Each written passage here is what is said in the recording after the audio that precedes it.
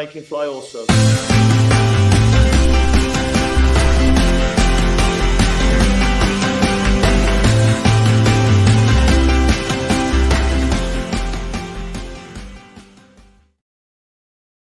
Charlotte Soccer Show. We are back for another midweek supplemental here on the show. Johnny, how you doing? It's a huge week in Charlotte. We got a new DP coming, and we got another great interview from our friends at Apple MLS Season Pass have hooked us up. We can't wait to have this conversation right now. You know, Danny, I finally figured it out. The people at Apple and the people at MLS are so smart. They've got to let the people know. They've got to make sure that Charlotte FC is the free match of the weekend, so people all over the country and all over the world can see what's brewing here in Charlotte. I'm excited to talk to our guest today about the national perspective of Charlotte FC and how it's changed after the first two matches of the season, Danny. Great call, Johnny. Great call. And you brought it up. We will be hitting this multiple times that if you don't have Apple MLS Season Pass yet, you get a little taster of it, of all the great coverage this weekend with the free match of Charlotte at Toronto. We can't wait to bring in our special guest. So, you know, I like to dig deep into the archives, Johnny. I go to the Wayback Machine to see if we can maybe embarrass our guests a little bit here. But check this out, and we'll see you on the other side. I'm from Saskatoon, Saskatchewan. I would have never, ever thought that I would be playing on the national team, let alone representing Canada in a World Cup. Elle y a cru. C'est maintenant à son tour de faire rêver les jeunes.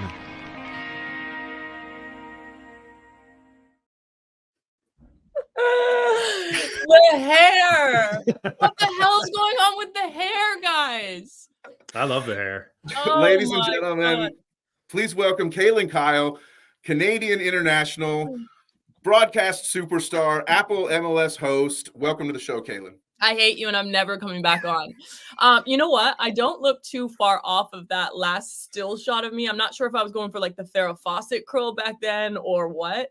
I'm struggling with strep throat, so I apologize if I'm coughing mid-thing, but I couldn't miss this because Bradley and Sasha have both been on. And by the way, I'm a little bit disappointed in you two that they got the call up before me. I'm going to let it slide today because I like your vibe. I like your style, but we're going to have a lot of fun here today. Yeah, and for what it's worth, I just want to add that picture at the end of that video there. That's the Kaylyn. That's the type of volume people dream of. Okay, Mm-hmm. You guys, that is like teased and I actually don't even know. All I do know is that was in Italy. So Italians, my salon in Italy, not the best. It's a pleasure to have you on the show. Ever it thought really is. that I was playing on the For what it's worth too. Sasha, he's a good guest. BWP, it was great to have him on the show. But Danny and I, we've saved the best for last. That's why you're rounding out the coverage on the show today, and that's something that you've got to do. That's the first question I wanted to ask you. Right? Is we've talked to both of them, and we've gotten to know them quite a bit. How do you deal with those two on a week-to-week basis? Okay, so Bradley is the nicest human being in the whole entire world. Like, that man, I don't think I've ever seen him angry. I don't think I've ever seen him sweat. Like, he shows up to work. He's like cool, calm, collected, a new shoe on every other week.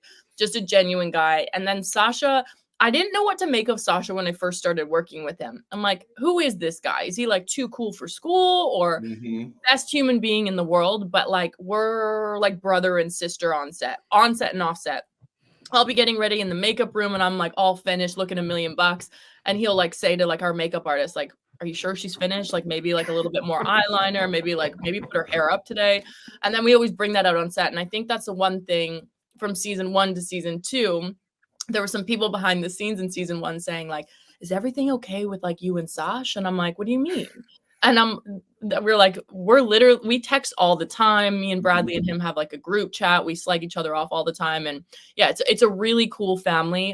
They always like send messages to my husband as well. And are just like, how do you put up with her? So, I'm still married, so it's a good sign going on 7 years strong, but yeah, no, I can't speak highly enough of those two guys. They're some of the best human beings that I've met, best humans that I've worked with as well. And I've been really lucky in the past to work with some incredible people like Ray Hudson, Andres Cordero, your two guys from Charlotte with Eric Krakauer and Lloyd Sam. So I've been really, really lucky to work with some incredible males in the industry that just make me feel so welcome and so at home. Yeah, we love Eric and Lloyd here in Charlotte, and I've become a huge fan of the MLS Wrap Up. I'm a season ticket holder in Charlotte, so I always go to the home matches. We host big away parties that I sometimes don't get home till late, so I always got to check in with my MLS Wrap Up. I have a little bit of a bone to pick about last week's episode that we'll get to. So I know what it is. I know what it is. But it's a really fun show, and I want to know what you guys think. We've been trying. We tried to tell Sasha. BWP had some nice things to say, but Charlotte FC is real. We're here. We're coming. We got a lot of things going on this season. Dean Smith is at the wheel. What's the perception of Charlotte as maybe a surprise team so far? I love Charlotte because they've not been a surprise for me because of your fan support that showed up week in and week out. It's almost like a Cincinnati. It doesn't matter if it's a Wednesday, a Saturday, a Sunday. Your fans are some of the best in Major League Soccer. And just how people speak about the team on ground. That's where I always kind of get my insights. Like, it's easy enough for someone to write an article or us to talk good about them on TV. But when you're talking to the season ticket holders, the parents of the kids that are playing, the, moms and dads. I'm now a mom of 2 baby boys that we always go to the New York Red Bull games. And to be on ground to inspire that next generation is where I kind of take a club from good to great. And that's where I see Charlotte. Like, they're so good in the community, doing community things and really driving young kids to aspire that they can be anything that they want to be. They can be a soccer player. They can be a dad. They can be a mom. They can be a teacher. So I really love that about Charlotte.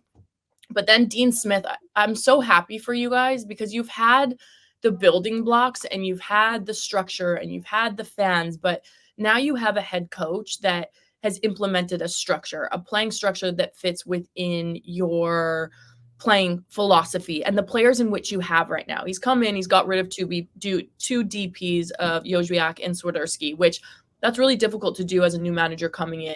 It's hard enough in Major League Soccer that you only have 3 DPs. And he said, you know what? I want Capetti. I want to give Capetti the reins to lead this team on and off the pitch, to be that out-and-out goal scorer.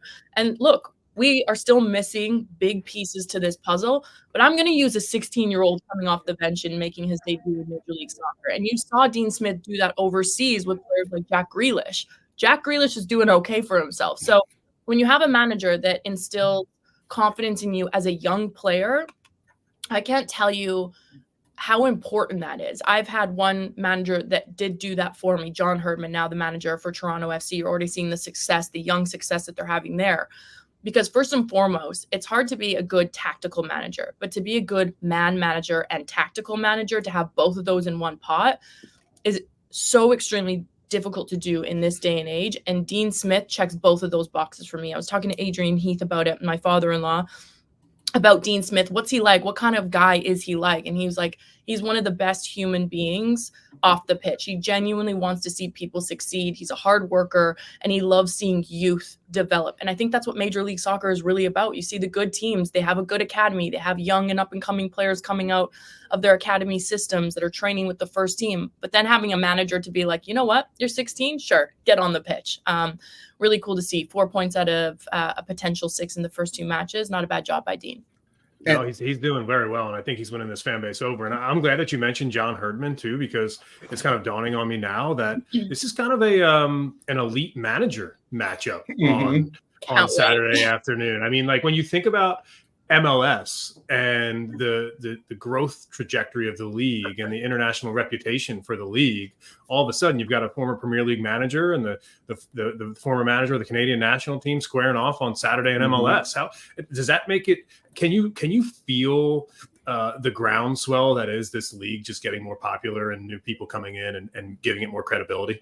It is. I mean, you look at the players that are already coming over. It's not a retirement league anymore. I mean, Lionel Messi could have picked any other league to go to. Yes, he's at the tail end of his career, but he could have played on some of the top teams in Europe. I mean, you look at Luis Suarez, and I have to put my hand up. I put question marks around him with, looking at his knee in preseason. Then makes me basically shut my mouth. 2 goals. Yeah. But you look at some of the young talent. It's early. Some of the young. It's a long season, Luis. It's a long season, Luis. Yeah. That's all I'm going to say. Some young talented players that are choosing to come to Major League Soccer. They could choose to go to Europe, but they're choosing to come to Major League Soccer, and they're choosing to stay in Major League Soccer. You look at some players that play for our U.S. men's national team that have chosen to stay in Major League Soccer because, of the venues, the stadiums, how they're treated, and all that good stuff. So when I look at this matchup, I look at two managers. I know, speaking from and to John Herdman before the season kicked off, I was like, what other offers did you have on the table? And he was like, I had to get a glass of wine in him to get it out.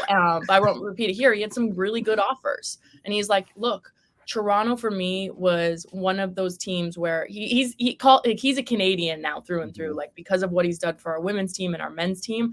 But he was like, I see MLS on this trajectory where I want to be part of it. I want to be part of changing history. I want to be part of, in the backyard, having Copa, having the 2026 World Cup, having these amazing venues. The World Cup finals is going to be in Jersey, in my own backyard here. Like, it's just really cool to be part of it. And I think that's a lot of decisions, even for myself. I had numerous job opportunities after the Men's World Cup in Qatar, and I chose Major League Soccer because I'm so passionate about it. Yeah, I had my father-in-law who coached in it. My husband played in it. I grew up with the Vancouver Whitecaps organization.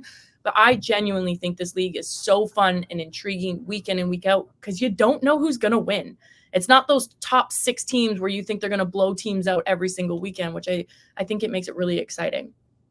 Yeah, you talk about the youth movement at Charlotte. You talk about the youth movement in MLS.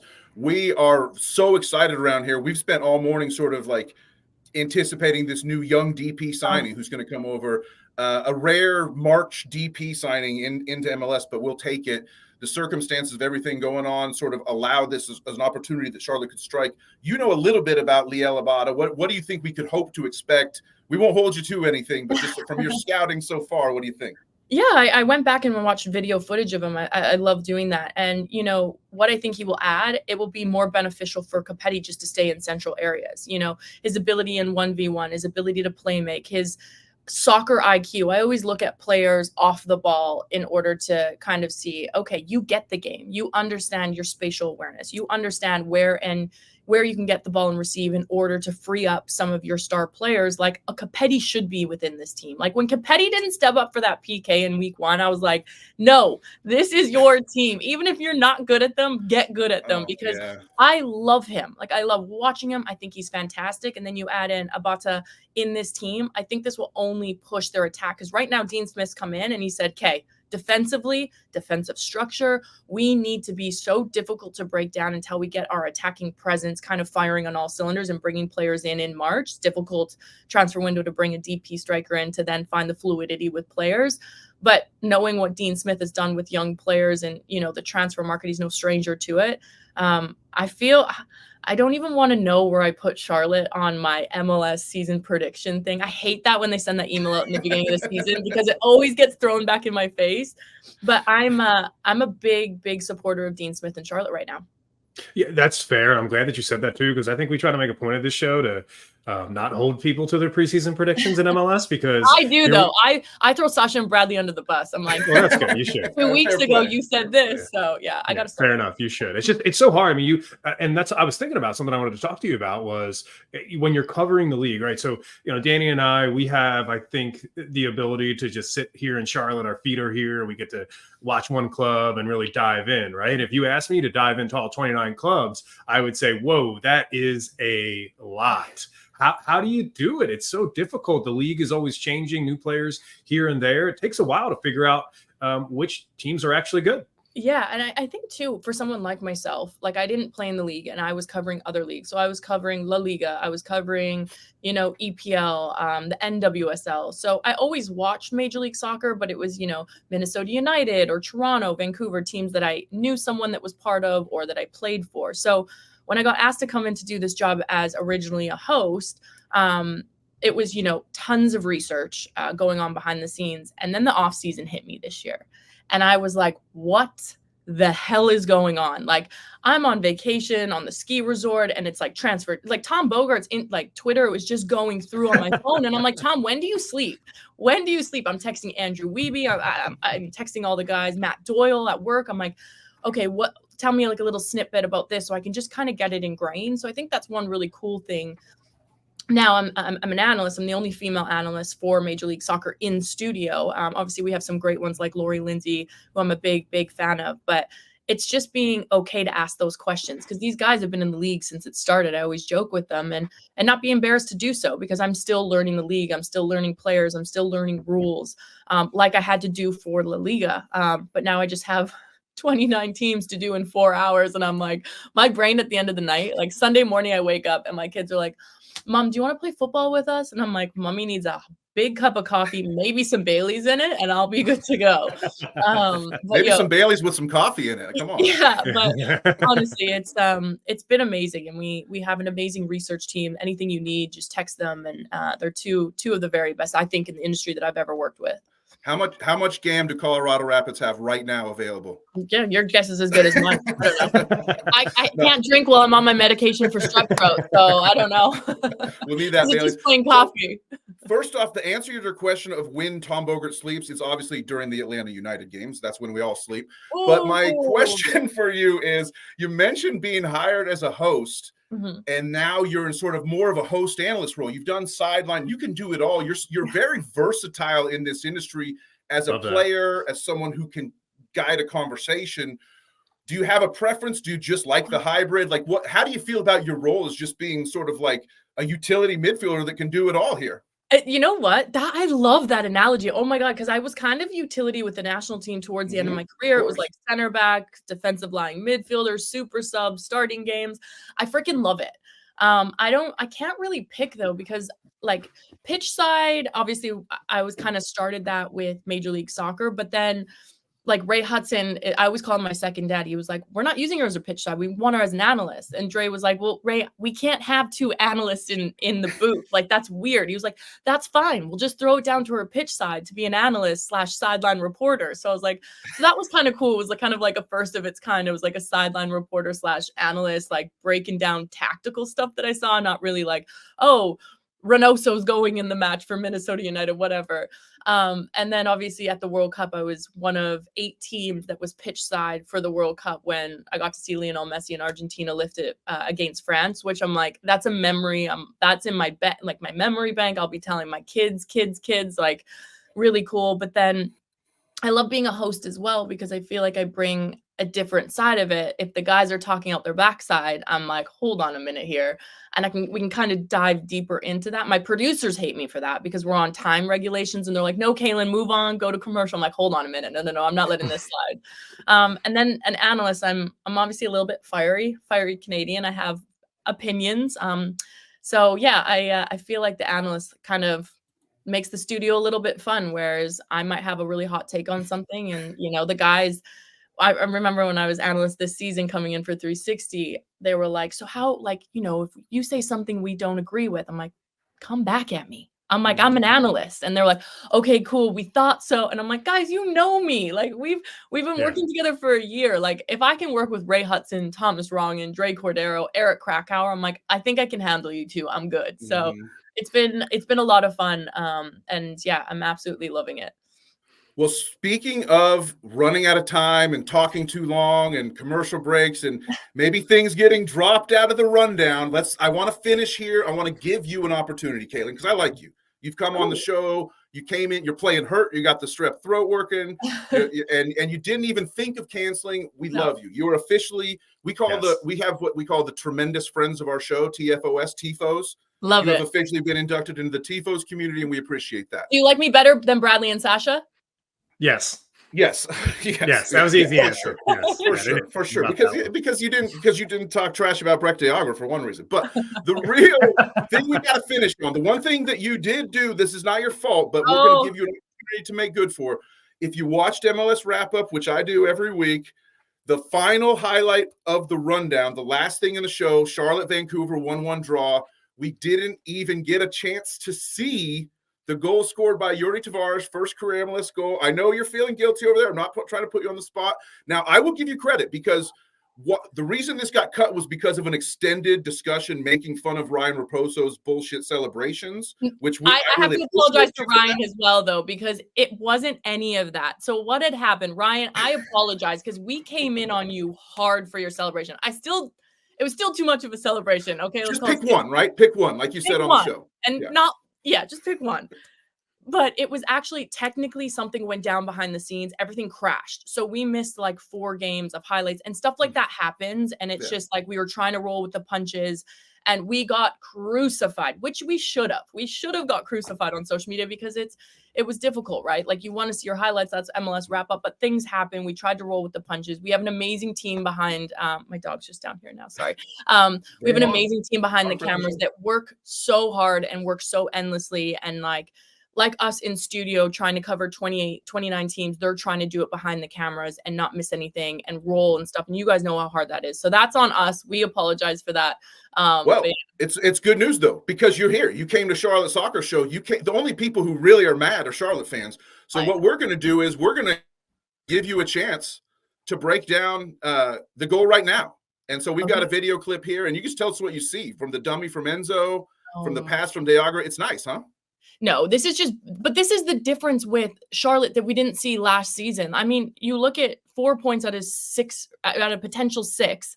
And like, look for me right here, like freeze frame this, like players celebrating together, players fighting for one another, the endless, tireless runs inside that 18-yard box, the overlapping runs, the beautiful pass, the dummy, the heads up play. This comes with confidence. Like, maybe he didn't mean to do. I'm going to give it to him. He meant to do the dummy. Okay, he meant. He's boxing him out. He's looking like me on the basketball court there. You know, I'm with you, Kaylyn. I'm with you. I just didn't have the heart to say it to all of our. Let's give it to him, okay? Because we didn't give your highlights. And it was a beautiful dummy. It was amazing. It was spectacular. But this is like Charlotte. You have 5 players running inside that box. We didn't see this last season. We didn't see the relentlessness defensively. We didn't see, overlapping runs, underlapping runs, this beautiful splitting pass, this beautiful dummy, even better dummy. And then just this classic finish. It looks easier than it was because he had pressure coming up on his backside, inside of the foot finish far post. But honest to God, Charlotte, if they get in the right DPs, the Abada hits and he's a good signing with Capetti taking a little bit of pressure off Enzo up top. This could be a team from front to back that could be the dark horses this season in the East. Wow, I like to hear that. We think there could be more DPs to come. Yeah. I mean, you still have one more spot available, which is crazy to think. So before we let you get out of here, I know we're up against the clock for sure. A production meeting. Danny and I know what those are like for sure. Yeah. But we want to know, you're going to this production meeting. It's Thursday afternoon. It's almost 1 p.m. Eastern time. What's your schedule look like for the rest of the weekend? We asked Sasha. We heard that he plays Saturday mornings, 6v6. The Bowery. It's called the Bowery League. You may have heard of it. So what's your schedule look like this weekend? So yeah, Thursdays are like my busy day. Friday will be like my all day prep day. So I'll drop my kids off at school. I'll prep all day. I'll call people kind of from around the league that will give me some insights on their teams, the relationships that I've made. So that's another thing I'm trying to build how the guys, they've played in the league. So they can call up Greg Vanny. They can call up this person and the other. So I'm getting there. I'm slowly making those connections and relationships just to give me some inside scoops of maybe what happened in training that week. Cause I just feel like it adds to the broadcast on the weekend. And then Saturday morning, my kids have football. So I get my cup of coffee, no Bailey's in it because obviously I'm working. And yeah, we take them to football. We play with them in the morning. And then my husband's on daddy daycare duty. And I head into studio, get hair and makeup, listen to the guys rile me up a little bit. And then just have a show. And then Sundays is like my kids' day. So my kids are all day Sunday, soccer, whatever they want. Oh my God, stop bringing that up. What is going on with my makeup? Can we send this to your hair and makeup artist at Apple? Oh, no, because she'd be like, who is that? That is like, I look like I went out drinking the night before. Like, I don't know if I was having some good Italian wine then, but. You're just trying to win the World Cup, no big deal. My no big deal. God. Phantom penalty, I'm never coming back on your thing until you get an updated headshot of me. Ever. We'll work on that. We'll get them fired up in the back. Thanks so much for taking the time today. It's been a pleasure to meet you. We love your work. We'll follow you this weekend, and we'll follow you for the rest of the season. I've got a feeling we're got our fingers crossed. I think Charlotte's going to be a good storyline to follow. Yeah, absolutely. Thanks guys for having me. I really appreciate it. Cheers. For the crown, baby.